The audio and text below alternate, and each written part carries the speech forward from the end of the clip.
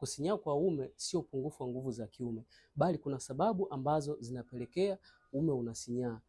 Kama umepiga punyeto kwa muda mrefu, na kama umeangalia video za ngono kwa muda mrefu, lakini vile vile kama umetumia boosters kwa muda mrefu, ni moja ya sababu ambazo zimeweza kupelekea uume wako umeweza kusinyaa. Kwa sababu kama umepiga punyeto kwa muda mrefu, umeenda kusababisha ile mishipa au misuli imeweza kusinyaa, kwa sababu unapopiga punyeto unaibana misuli, ndio maana inashindwa kupeleka damu kwa wingi katika uume. Lakini vile vile unavyotumia booster inaenda kutanua ile mishipa ya damu. Baada ya nguvu kuisha ile ya booster, mishipa inarudi katika hali yake ya kawaida, lakini inarudi ikiwa imesinyaa zaidi. Kwa hiyo inaenda kuathiri uzalishaji wa homoni yako ya testosterone, inapelekea upungufu wa nguvu za kiume. Lakini vile vile mbegu zako zinakuwa hazina ubora ambao unaweza kutungisha ujauzito. Unaweza ukasimamisha uume lakini ukashindwa kutungisha ujauzito, kwa sababu uzalishaji wa homoni yako ushakuwa chini, lakini mbegu ambazo zinatoka zinakuwa hazina ubora. Kama we ambao unapitia changamoto hii, chukua namba zangu bio ili tuweze kuwasiliana na niweze kusaidia ni njia zipi ambazo utaweza kurudisha katika hali yako ya kawaida. Share na kwa wengine ili waendelee kujifunza zaidi.